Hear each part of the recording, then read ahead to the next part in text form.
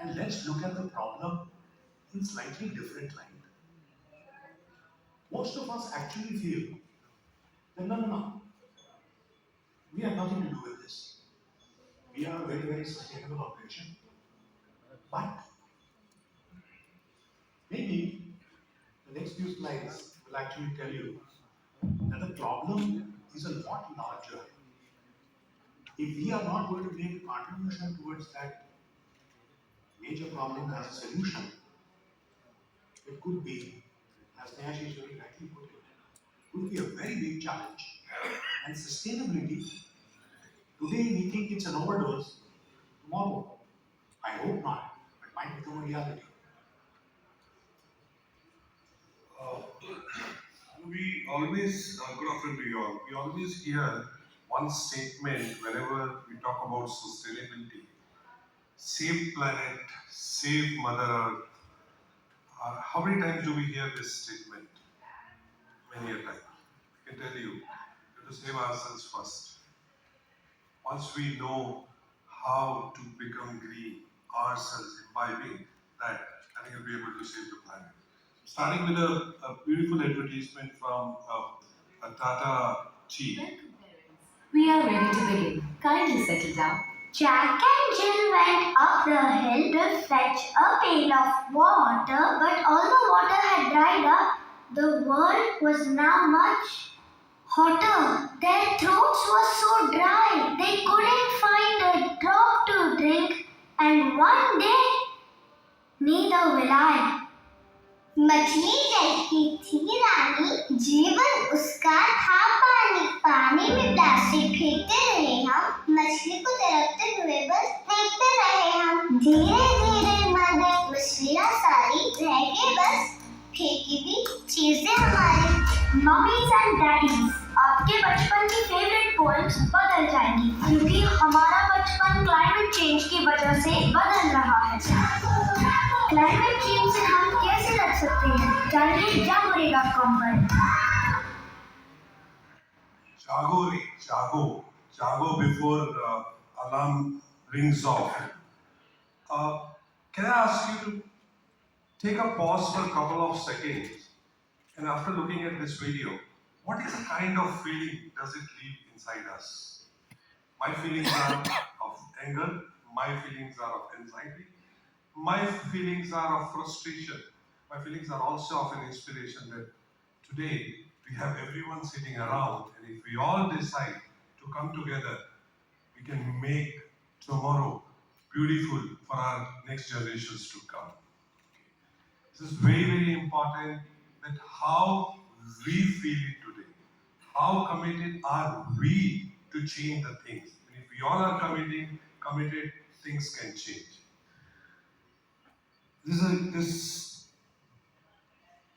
I'm going to build a story around it, and I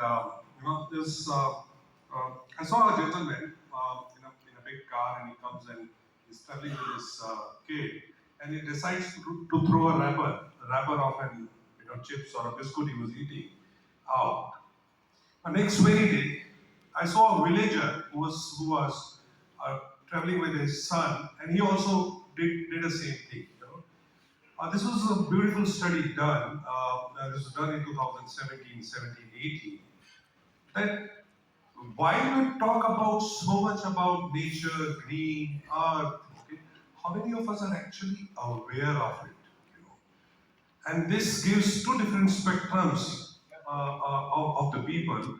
One spectrum of the people who is a gentleman who comes in a car, he just doesn't care. Then there is a villager who actually is not educated about it, who wants to do it, who's not educated about it. And that's where I think media responsibility comes in a big way. And then there is another spectrum, the left side of it, people who are very, very proactive. Who, in our lives we find times people coming on roads and taking the litter away. The people who are coming to help and become proactive. They're wanting to talk, they're wanting to spread the awareness. And once we exactly are able to move ourselves from that side to this side, there's a beautiful song, "Choti si Shuruaat, Choti si Asha," and that's where I think the journey becomes, and that's where we all three will talk about this entire journey, which is just not about one. I think Mr. Roy very well beautifully explained the whole journey of emissions, but the awareness, how do we build that awareness more and more, would be one of the topic. Uh, Before I give it to Mr. Shesh, who's going to tell you a beautiful story again about how many of you love to go to mountains? I'm sure everyone, right? How many of you know that every city of India has the mountains now? Every city of India. So, I'm going to give it to Mr. Shesh now after this video. The Delhi landfills is actually comprised of four garbage dumps: the Narela Bawan, the Bhopal, the Okla, and the Kashmir. Together, they make up 500 acres of land and receive 9,200 tons of waste daily directly from the city of New Delhi. Can you increase the voice, please? The Delhi landfills is actually comprised of four garbage dumps: the Narela Bawana, the Baswa, the Okla, and the Gazipur. Together, they make up 500 acres of land and receive 9,000 to 9,200 tons of waste daily directly from the city of New Delhi. But the Delhi landfills are problematic, as all but one has been exhausted. The Baswa landfill was supposed to be closed when waste reached 72 feet high, but it hasn't been closed, and the waste continues to pile up. Currently, the waste is towering at 134 feet, and the waste continues to accumulate at an unprecedented rate, causing a source of contention between the residents of New Delhi and the government. Let me just try and connect the dots here. The first video which we saw was clearly talking about a threat to water. We all know the pollution rates which are there in Delhi. We know that the air is a real tough piece, like in the entire NCR region. And I'm quite sure it's also quite the same way in a whole lot of other cities as well. Water, air, and one more commodity out here which you saw, land. Let me fill you in with a little bit of statistics here. Of the total waste that gets generated, 77% of it makes it to the landfills. And you know what the real problem is? That of the total waste which is generated, only 5% gets recycled. That's where the challenge is. Water gone. Imagine in an expensive real estate market, 500 acres of land gone. Air is a problem. And here, all of us complain about lack of readers.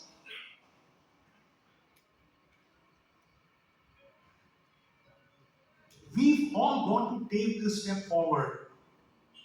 We've got to make it sustainable as much as for us. We also have to take care of our consumers, which are the newspaper readers as such.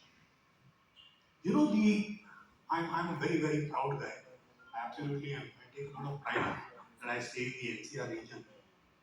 But it really puts me a little bit, makes me feel a little low when I find out that out of the 10 biggest landfills in the world, the top 4 are in India. And there is a landfill which is also taller than the Taj Mahal. That's the gravity of the situation.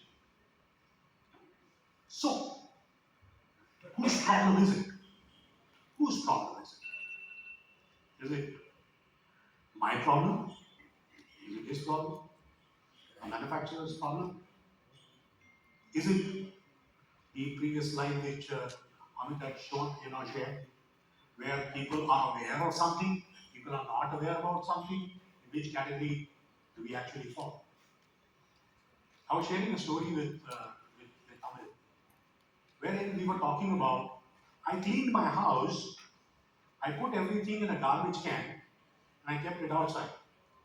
Somebody came, took that garbage can, cleaned up my building, and he went to a landfill. Moving the problem from one place to the other might not really be any solution. The solutions that we need to create are really in the lines of being able to create and focus on recycling, rejigging our waste, and also minimizing our consumptions to the extent possible for everything. My colleague Neeraj was talking about power efficiencies and all. One of the best ways to put up, and one of the key things which, and I'm very proud that Neeraj has led this momentum in the company with great amounts of enthusiasm, is that he has very, very systematically worked at ensuring, of course, power factor and all engineers take care of it. But he went a yard further and he made sure that all the factories were now consuming 20% less power. To my mind, that's a great contribution which we're talking about. Yeah. I think it's easier said than done. We are all responsible, in creating this situation. Like you've seen in the slide, there are that we are the largest, carbon emission industry. For the newspaper, we emit so much of carbon, and the situation is so grave. As you just said, we have to really to be sustainable. I think it is the order of the day that we need to do something about it and do it very, very quickly. What do we need to do it very, very quickly? What is a carbon emission? I think we've been talking about it since morning. It's a multiplication of four factors. We need to be very, very clear of what we are talking and what is possible and what is not possible. It's a multiplication of four factors in simple mathematics. One of the factor has to go zero, for carbon emissions to become zero. People, population. Today we have a population of 7 billion and 1.4 billion in India. As per the projections, the population would go from 7 billion to 7 billion to 9 billion over a period of next 10 years. And now Amit is going to give you a solution how to make the population zero. AK-47? Where is it? So we're talking about that.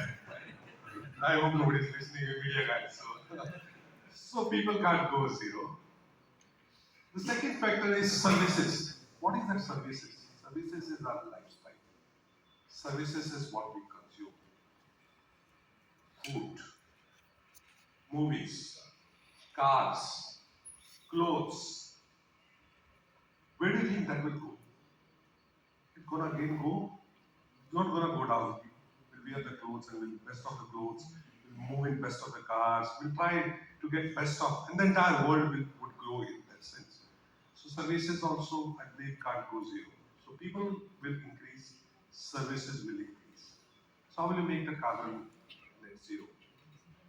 Third is a factor of energy per service. When you consume something, there is an amount of energy which is linked. This is one area where possibly things have been slightly better with LEDs, with the way the transportations have improved, the way electric vehicles have come, the way the whole way, I think as an industry, and that's gonna be a point we're gonna energy going to talk about it, that we can't do much about people and the services, but while we can do a lot about in terms of energy per service. I think great discussions about solar, great discussions about the kind of changes we are making in our factories, your factories. So that's going to be one factor where possibly, as per predictions, E factor would go down by about 30%. And the fourth one, which is the most important one, it's going to revolutionize the whole range, is basically CO2 per unit of energy, renewable energy. I think Sharaj's presentation, Neeraj's presentation. This is the only factor which is going to make a big difference in terms of total carbon emission. So while working on it, we're going to talk about it. I think Mr. Shish touched about the whole thing. Dinesh, you talked about it. We will have to make our factories greener, and that's the only way we're going to cut the carbon emission. Otherwise, there's no way we can cut the carbon emissions. Okay, this is really one of my favorite parts of the entire presentation. Do well, make money, also do good. Let's spend a couple of minutes on this, because this is invariably one of the questions which we face day in, day out. If I'm going to do this, this is what it's going to cost. It might not have the right ROIs and might not work out. But trust me, there are a lot of things. While doing well, we can also do a lot of good. I'll give you a couple of examples on this piece. We worked with an ink manufacturer and we said, look, we are fine paying you for the ink that we are using. But why are you really making us pay for the packing that goes along with it? So the model that came up was that we are going to continuously keep on putting this entire packing in a churn. Meaning, the packing goes back. The packing goes back. We try and use as much of it as it is possible. On the inks itself, we decided we are going to incur a little bit more cost. We said that we are going to put a plastic liner, a plastic which is decomposable. We said we'll put a liner in all of the barrels and the buckets and the tins that we see. You know what was the objective? That we are able to squeeze out the last drop of ink with the help of that entire piece of paper which is there inside, or a piece of compostable plastic. So, while we were able to save and save good amounts of money, we were also able to keep on recycling and making sure that we're also doing some good work. I think there's another very, very important aspect to the entire thing. We all understand the sentiment which is there with an engineer when he comes forward and he comes up with a project and he says that he's going to save something. And lo, he works very hard at it and he's actually able to convert that and make a save. It's a bright day for that guy. It's a very, very bright day for that guy. But you know what we've done in the process? We've got one more motivated employee, and that, to my mind, is doing good as well. Social corporate responsibility has forced a lot of companies to go out of their shells and actually come and do something back for the society, now back. But I think the need of the hour is, especially for newspapers, which has always been a mass product in India, that we also somewhere plow back into good systems, maybe contribute, as Neeraj was pointing out. We've taken it upon ourselves in HP that if there is a piece of land, let it have a solar panel on top, or it should be a road, or it should be green, not to leave it unattended. Cost-wise, no cost involvement. We have the forest department right across various parts of the country, which is more than happy to provide you with trees. And we've got employees which are motivated enough that we don't keep gardeners and so on. We have people who are doing this absolutely on their own. Just to take it forward, in Bhaskar also, it's a part of our value system. You know, everything that we do has to do with the sustainability of the business and the sustainability to the environment. Recently, a couple of months back, this one of a kind innovation that we did was One Ped, One Zindagi. Wow. And there we did this, Tulsi seed innovation. We put 2 seats in every newspaper, and we did that online across the entire 51 locations that we have, and we printed on almost 400 towns.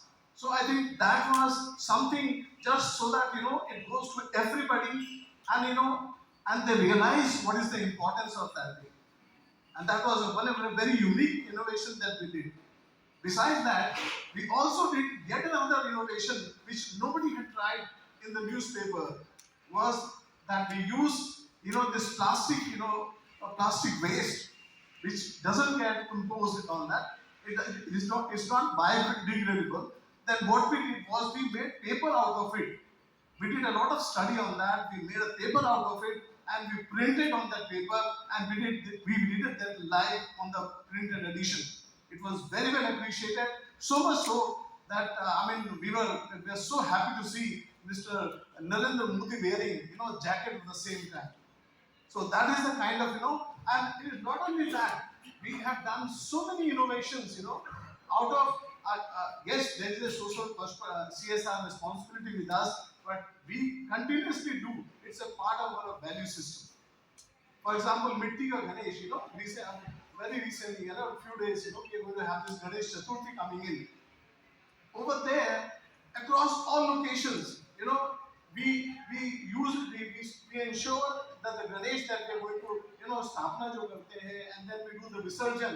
We do that in our plants in the mitti ke Ganesh. That is the title that we given, and then we do it across. We follow it across all plants, wherein we do that, and the same is we also spread this message across the thing. That is also saving of the water and saving the planet from getting dirty. So these are some of the initiatives that we do at Bhaskar. And as for the technical part concerned, I think we'll share as it's been.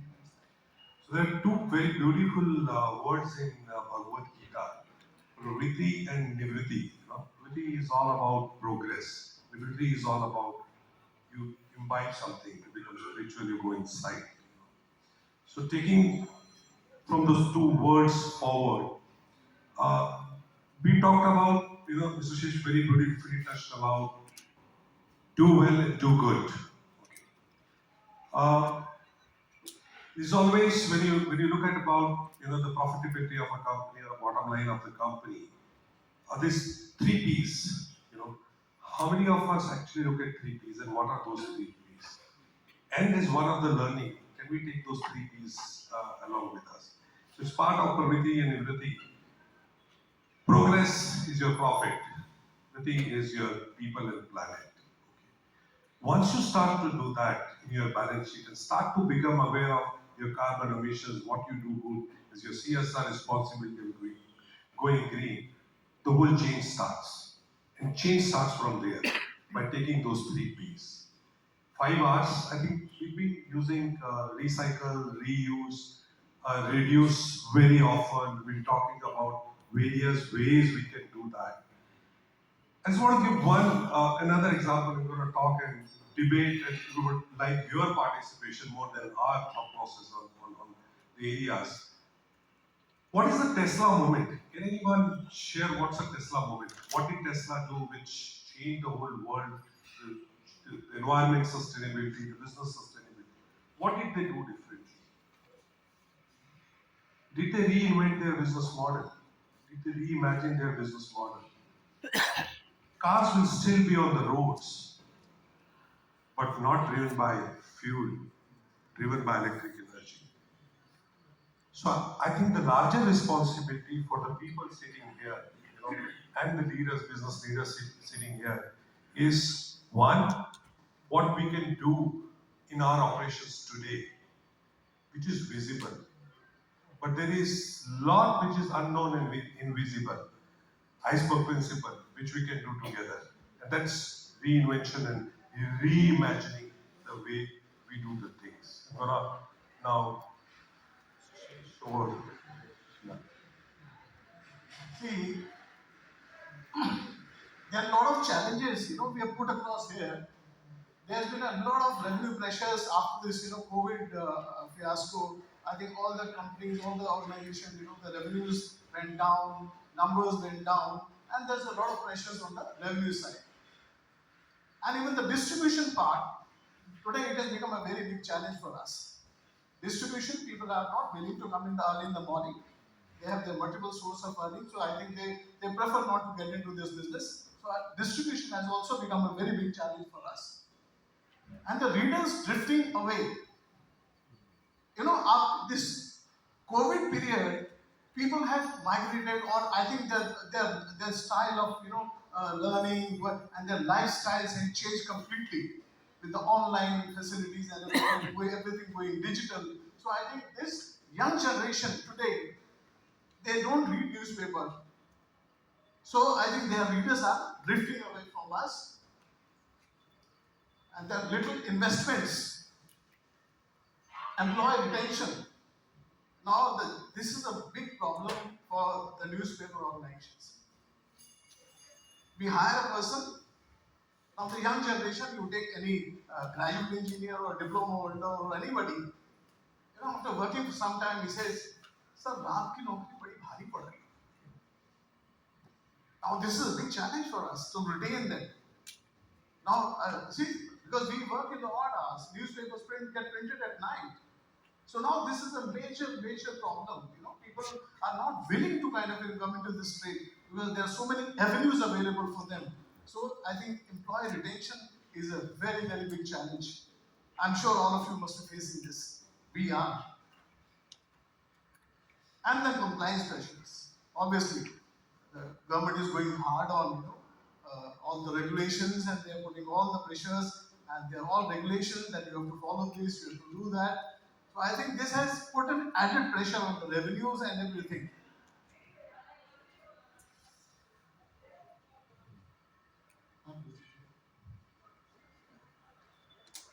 And unfavorable unit economics.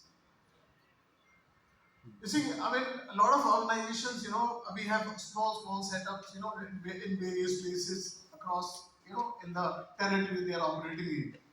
I mean, the objective could be different. Some people say that we want to give them the live coverage, we want to give them the updated content in the newspaper. That's why we want to have a plant at a very short vicinity and all that. So now, these small plants which are printing 50, 60,000 copies, now this viability has become a very big issue. So now these are the few challenges, that we are all facing at the moment. So, how do we look at the solutioning of these challenges? Some we can look at, try and come up with some solutions. And this is not just a panel discussion, but it's a discussion with the entire group out here. If you have a suggestion, just raise up your hand and we can talk about that as well. I think one of the key things which slowly and steadily in the newspaper industry part that's sort of coming in is leveraging each other's resources. I think there are locations which we know of where there are 2 companies, 3 companies, each of them are running absolutely suboptimal operations, of printing about 30, 40,000 copies. That makes it challenging for all the 3 companies. Can we look at doing the print under one roof? Can we look at absolutely leveraging distribution? There was a very beautiful line which I come across, that boxers don't fight everywhere; they fight only in the ring. And newspapers, we understand very clearly, is a game of content, and content is sacrosanct. It be done in the houses as such per se, but why not come together? Why not leverage each another's printing facilities, distribution channels, so that we are able to help each other, bring down the cost, and at the same time, can you imagine, instead of 3 factories, there are 2 factories running in town. What you're doing and how you're helping your basic environment. So, an example, this you was talking to Mr. Sheesh. Competition has always been a challenge. my way, other organization systems. Can you tell me who are the two biggest? I'm sorry for all this question, but I'm just wanting to have that thought process coming in. Two largest automobile companies, or the two most big names in the automobile industry. Toyota, 8 Sigma, difficult to achieve. The only company which has achieved 8 Sigma. Tesla, another big one now. What do you think is a common between both of them? Toyota, Tesla sold their 3% share to Toyota to pick up Toyota's 8 Sigma practices because they never knew how to build the cars. They knew how to build electric vehicles, electric engines. Similarly, Toyota got sustainable, the way of sustainably running vehicles from Tesla. That's the power of collaboration. We use Samsung phones, we use Apple phones. Apple does not, their screens are made by Samsung. They don't make their own screens. They develop softwares. They work on their own code, which is what every ring, the boxers fight in the ring, boxers don't fight outside the ring. And that's where I think the sustainability, what we talked about, we need to reinvent few things. It's very, very important that we don't look at what we are doing, it's very important. At the same time, we should look at what we can do beyond that, what we are able to look at. I think collaboration, as you rightly said, is the order of the day. We need to use our infrastructure very, very judiciously and very effectively. We, for one, we are doing this kind of, we are practicing this ideology at our locations. We are printing for a lot of other newspapers. So it makes a win-win situation for both. The one who is printing and the one who is getting it printed.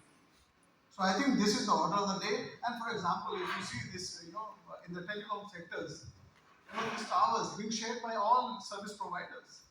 So I think this has become inevitable and the order of the day that we need to reinvent our businesses and we need to have this collaborative approach. Promote print. I think it's a no-brainer. We all need to keep promoting print.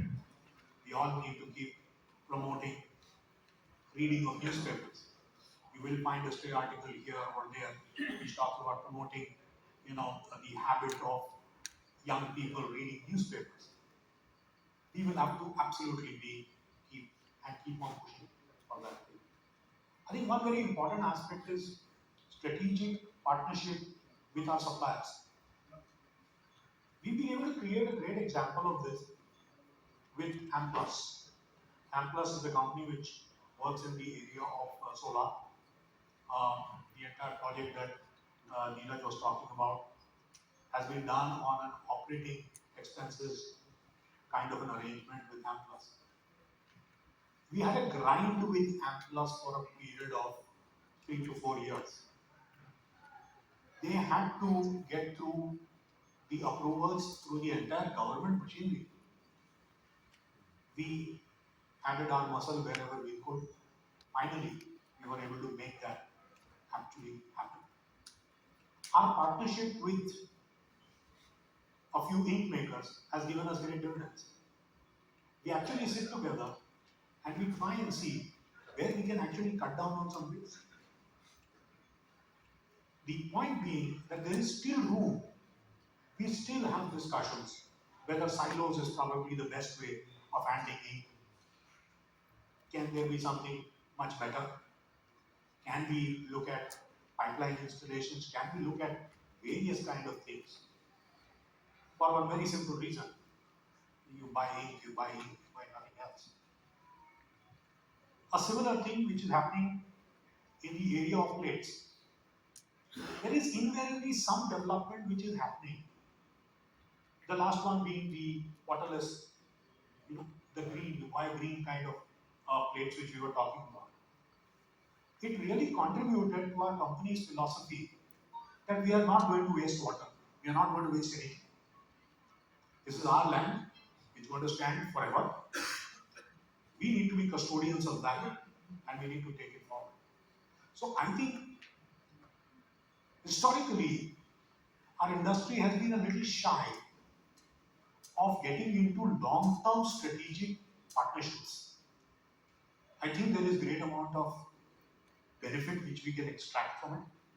Like a few examples which Amit gave from the automobile industry. These are relationships which will last and will last for decades. Like manufacturing of various parts which are happening, were happening in China, now they will happen in India. Somebody has decided to have a long-term strategic partnership with their supplier in India. Whilst we do this, the same thing with machine manufacturers. Having long-term relationships we are seeing is absolutely and actually creating huge amounts of value. And I'm sure it will do the same. Even when we are looking at buying equipment from Indian suppliers of equipment. And the last one, happy employees. I mean, we all understand very clearly, there are very, very senior people who are out here. The importance of having a happy, motivated, charged up employee is simply priceless. It's these guys who are going to make everything possible. It's the people who make or break an organization. So we go on to the next slide. Thank you, Mr. Shesh. I think you talked about the strategic partnership and the employees. Both plays very, very important role. Employees, because they are the one who make the change. So if they are not on board with you, change will never come. Change will never happen. Circularity, we must have heard about this word many a times, circularity. It's a very common word used in sustainability. What does that mean? It means we continue to reuse, continues to reuse. And that's very, very important in the times to come. We will talk about economic sustainability, the business sustainability, the environment sustainability. How do we make this environment, our business cycle circular in a sense that everything can be reused? And that's where I think the strategic partnerships with the supplier comes in. Because what you do at your factory as the newspaper houses is only one part of the carbon emission. There is a great part of the carbon emission which happens when the raw material is produced. Today, we are one of the producers of printing plates. We have been with you, but you've been getting support from you all from last 50 plus years. And you've been extending great support. We started our journey somewhere in 1971 with the plates which actually, if you look back, 50 years back, the kind of plates, the white bone, the egg movie, and today, kind of plates we supply to the industry, chemistry for the last 15 years, millions of liters of water, millions of money, energy which has been saved. It's part of the strategic partnership. We did it together. It's actually, we made it together. And this is where I think it becomes very, very important to have strategic collaborative partnership with your supplier. Because when you talk about environment, one is the cost, obviously, that obviously is a challenge in the industry. In any industry, cost has to be the lowest, operations have to be leanest, environment has to be cleanest, and to do all that, it's very important that we all work together, and we make bondings, relationship, where my goal is your goal, your goal is our goal, is an approach we need to work on. I think aluminum is one example I would like to quickly highlight. I think there's been a lot amount of work done on the aluminum. 75% of the aluminum today anyway is recycled globally. So as far as printing plates are concerned, that's an amount of aluminum which gets recycled. There are a lot of initiatives which have been taken globally to increase that 70% to 80, 85, 90%. I keep getting requests, or we keep getting requests that why don't you take our printing plates back? Okay, and we've explored that with few newspapers, with TV, with HT, with Times. And what today the scrap is picked up by someone, why can't we take that scrap back and give it to smelter to make aluminum for us again? This is where I think that collaborative partnership comes in. Today, it is being told to us that can you do it? The moment industry comes and says, can we do it together and with your other suppliers, things will become far more easy. So that's on the partnerships. Let me make. Sorry, Amit. I couldn't hold myself back. Uh, one request from this dais, ink being a very important ingredient for us, may I humbly request our ink suppliers to kind of give us this mineral oil free inks. Likewise, even the washes, like vegetable washes and all that, because it's not going to come otherwise. We keep talking. We'll have to do something, and we have to involve. And this is where the collaboration of the our suppliers will also come into. And the request to the ink makers can only get longer. I think you've done enough. No, we will make definitely. Don't worry. We have a lot of requests. One of the key things which has come to stay is basically recycling of paper. And when we are talking about recycling of paper, we all know there is a process which is involved, which is called a de-inking. Give it a moment, think about it. What kind of chemicals are required for this de-inking, and finally what happens to the entire sludge that gets formed.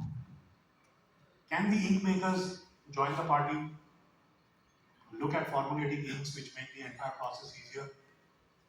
It will not only make the process easier of de-inking, but probably will actually give us some better quality of recycled paper.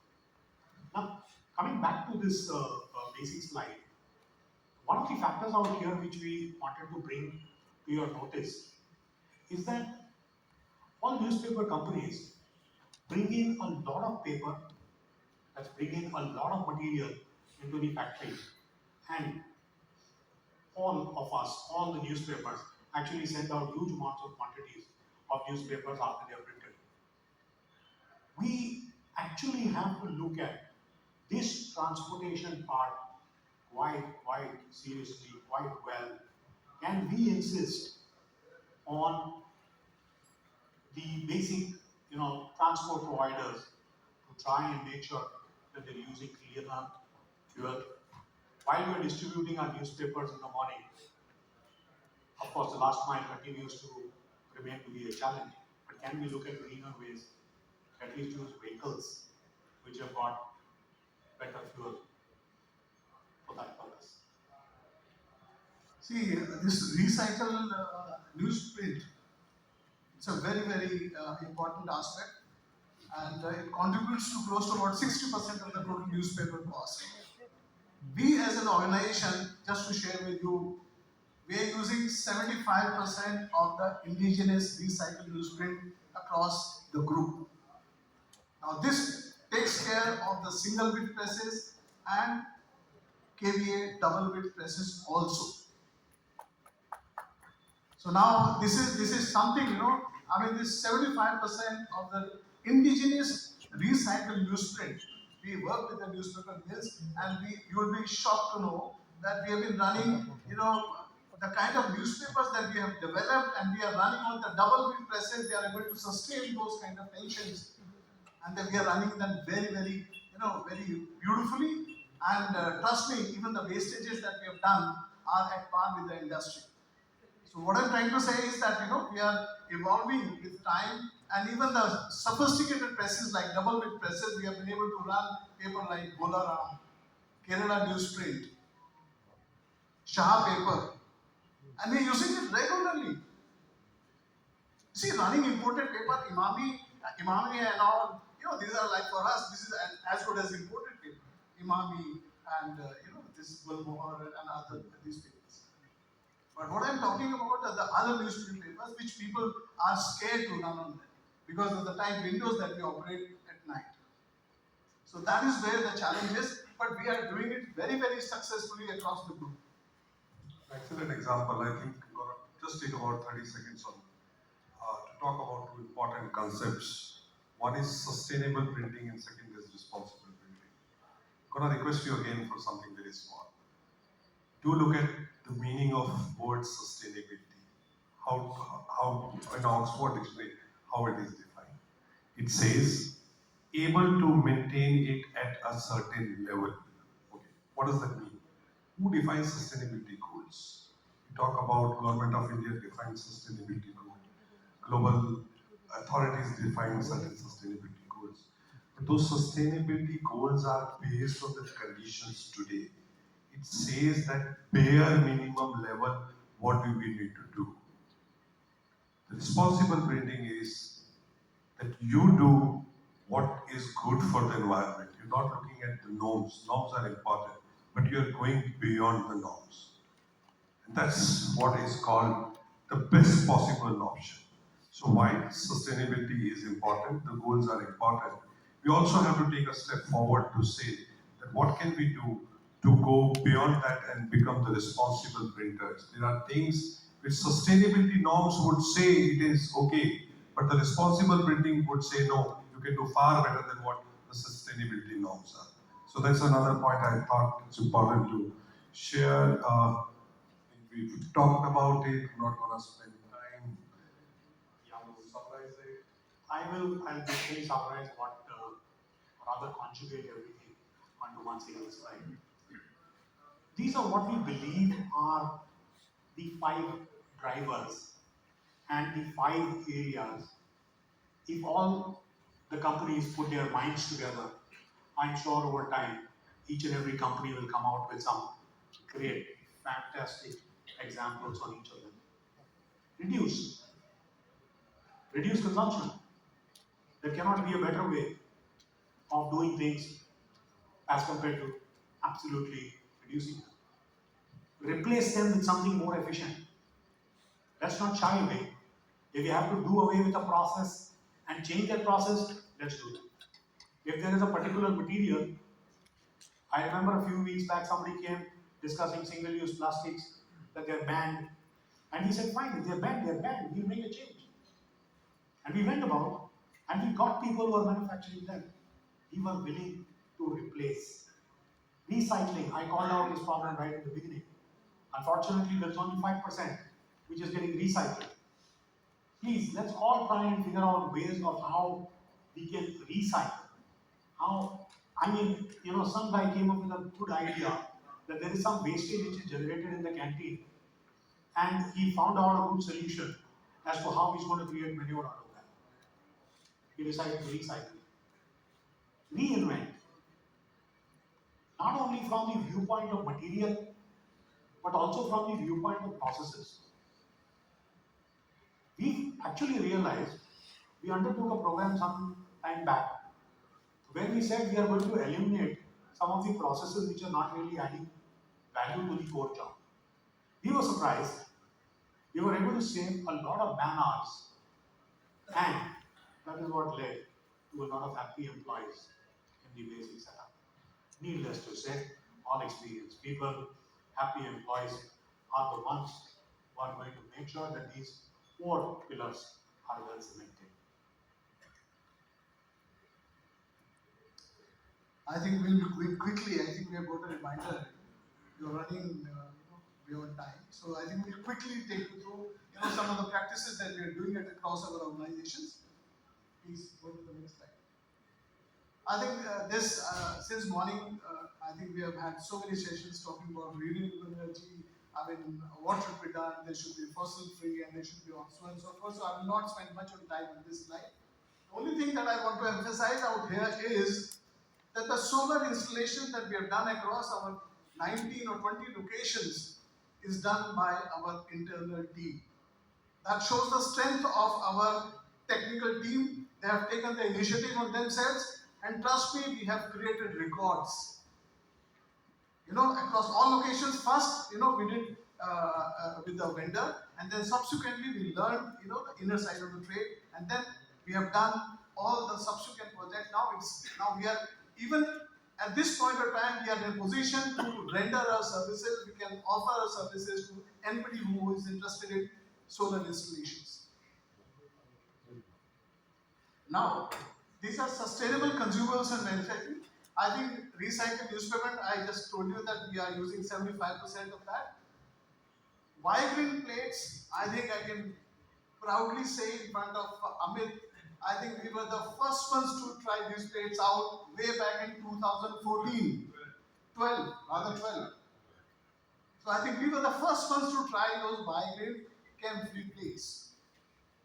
And now we are looking for this, process-free plates in times to come. Now, there's eco-friendly transportation and logistics in supply chain. Now, these are going to be very interesting for everyone to kind of, take a note of it and they can implement in their organizations. We are a large group. You know, the locations that we have our plants are, are spread across the country. We have 51 locations, now 52 rather. Now, we have decided, what we should do. We have identified mills in the specific regions, and we are buying those newsprint from those mills so that we cut down on their travel costs, and that which reduces the carbon emissions. And then, one more thing that we have recently done, we have opted for the ocean route instead of road and rail for the transportation of indigenous newsprint from domestic mills to make it eco-friendly and reduce freight cost. Trust me, it's going to be very interesting for all of you. We have made a good amount of saving out of it. Per kg, the transportation cost is close to about, I think, 6 rupees or 6 rupees, something like that. Now we have been able to cut it down to almost 50% of that when we are doing this through the ocean route.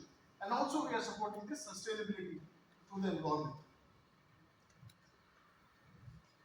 And we have started this in EV vehicles. We have started using EV vehicles in our offices. And we encourage and we are asking our service providers in the distribution cycle to go on to the first go to the CNGs and then also use the electric vehicles. We are absolutely going hard with them. Other sustainable initiative that we have taken across the group that we have taken is we have gone paperless. We have gone paperless, end-to-end 100% automation in our circulation and ad sales department, wherein we have created a mobile app for the dispatch, monitoring, reporting, billing, recovery, payment, and reconciliation. Now, this is something you can have a real-time access to who is doing what. There's no manual intervention. It's a win-win situation for both, even for the vendors and even for the organization. Your money comes fast. You can realize, what your guys are doing. So now this is a completely automated thing, and we don't use any paper for this. We have given them, dedicated account for every vendor, and mind you, we are talking about almost 7,000, agents, and about 600-700, people in the company. So it's a very large operation. So we have gone paperless. And then the USP of Bhaskar, or the success of Dainik Bhaskar is, the extensive review process we follow across the group. If I tell you the kind of it starts from the unit and to the state and then the national level, and then it goes to the promoters level. And it happens every month. So it's a very, very exhaustive exercise, and we call people to different locations. Lately, what we have done is we have started using technology, and we have reduced the travel only with a viewpoint of reducing the carbon emissions. So these are some of the initiatives, but I think they are really, give us very, very good dividends. I'm not going to take you through the next 2-3 slides, but by and large, I think we just take a lot of pride that we've been doing huge amounts of work on saving water, making sure that we are taking care of all the pollution control norms, etc., that we have. We actually believe that we are making some progress on a fundamental level, where we are tweaking our processes to make it absolutely eco-friendly. But I want to go back on the last slide, just one more up ahead. This is what we are looking as a way forward.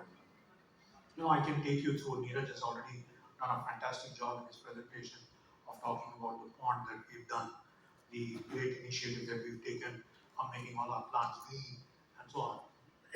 But here, One of the things that we are encouraging is that look, guys, don't get stuck by the norms that have been laid down by the Pollution Control Board or any other board. Why? Because we know for sure that they will change in the next 1 year, maybe even earlier. So here it's a matter of trying to maximize right from day one. We all know, we are all part of the newspaper industry family. We know the challenges which are coming up. We've got to keep on looking at disruptive ideas which can give us a great way of making the entire thing economical. Adopting environmental friendly inks, we just spoke about it. Inks is one area which all of us, large newspapers, consume tons and tons of ink and we decimate it into the entire populations. Electric vehicles. Electric vehicles, I know a lot of software companies which take a lot of pride in saying that, oh, we tell our employees only to use electric vehicles and we are contributing, making sure that we are taking care of our carbon emission. This converting of generators to gas fire is basically something that comes from the statutory thing. It's a great move. We all know what is the air pollution chances which are the air quality index which is there in the NCR region. Partnership and alliances, I can go on this particular topic for endless number of hours because I genuinely believe that this is the way forward where the newspaper companies can come together, collaborate and do and make sure that not only the industry, the product and all of us are sustainable for a long, long time. I think we've overshot our time in a big way. So we've been, as a Technova, as a company, I'm not going to spend more than a minute here, I think. So I'll just take a minute. I think whatever we do, I think we've been very collaboratively working with. Really, is a philosophy we want. I think Mr. Parekh has always told us one thing, that whatever you do, there has to be a purpose for that. There has to be a mission for that. Without purpose, nothing happens. And purpose has to be about people. And I think that's a philosophy we all that's a philosophy we all work. We've done a lot of things together. I'm not going to spend time because it'll kill me. But this is a small video without his permission. I'm running it and then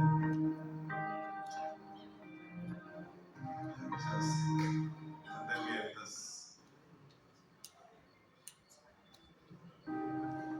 That's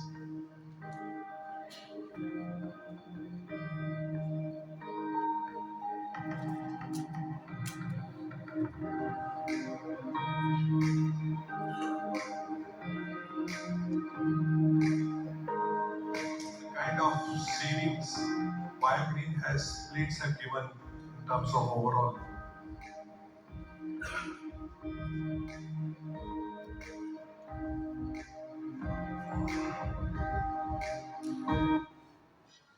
The last one, most important one, it's all to you. It's all the kind of things you all have been doing. Thank you very, very much. Thank you. Thank you very much. Just picked up all these initiatives what newspaper industry has been doing, the CSR initiatives. I feel so proud to see that.